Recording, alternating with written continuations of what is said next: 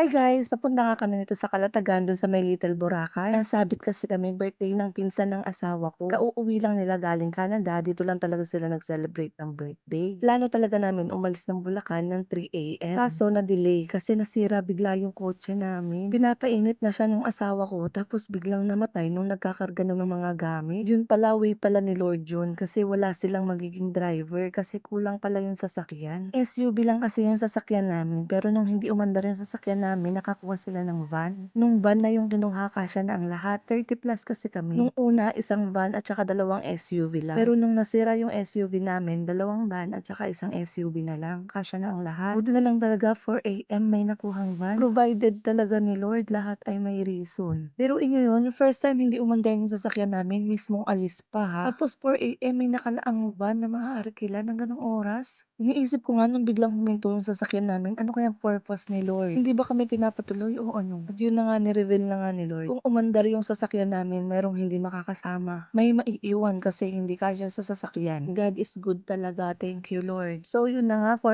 AM kami nakaalis, tapos nakarating kami ng Nasugbu ng 7 AM. Hinto muna kami sa Nasugbu dahil pinick up namin yung in-order na lechon. Then after dun sa Nasugbu, dumiretso na kami sa Calatagan. 7:45 kami nag-pick up ng lechon dun sa may Nasugbu. Tapos 8:50 naman kami dumating dun sa may Calatagan. Bago nga kami dumating dun sa parking area ay meron munang babayarang environmental fee, 30 pesos each. So eto na nga, hinilan na nga ng bangka yung floating cottage dahil nasa bandang gitna yung mga magagandang paliguan. Pero bago ang lahat ay kinantahan muna ang birthday celebrant.